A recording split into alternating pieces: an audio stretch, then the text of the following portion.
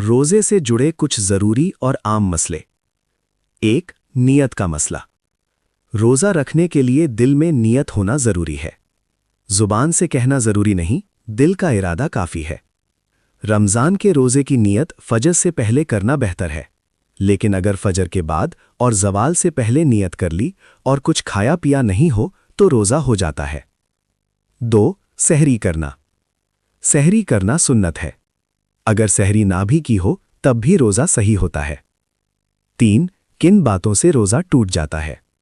जानबूझकर कुछ खाना या पीना, सिगरेट या हुक्का पीना, दवा गले से उतारना, पति पत्नी का आपस में संबंध बनाना, इन सब से रोजा टूट जाता है। 4. किन हालात में कज़ा और कफ़ारा दोनों लगते हैं?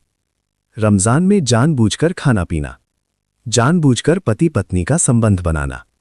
इस सूरत में एक रोजे की कज़ा और कफ़ारा, 60 रोजे रखना या 60 गरीबों को खाना खिलाना।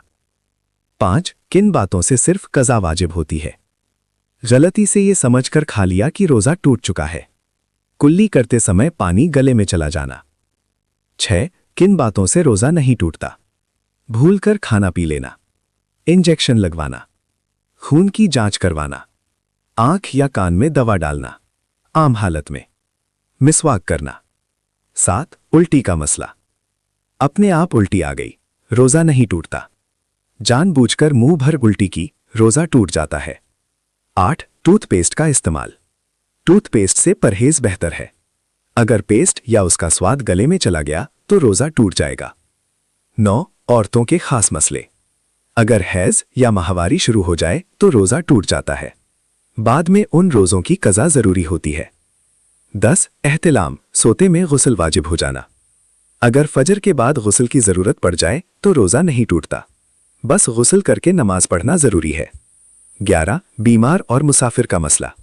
बीमार आदमी और मुसाफिर के लिए रोजा छोड़ने की इजाजत है, बाद में उन रोजों की कज़ा करनी होगी।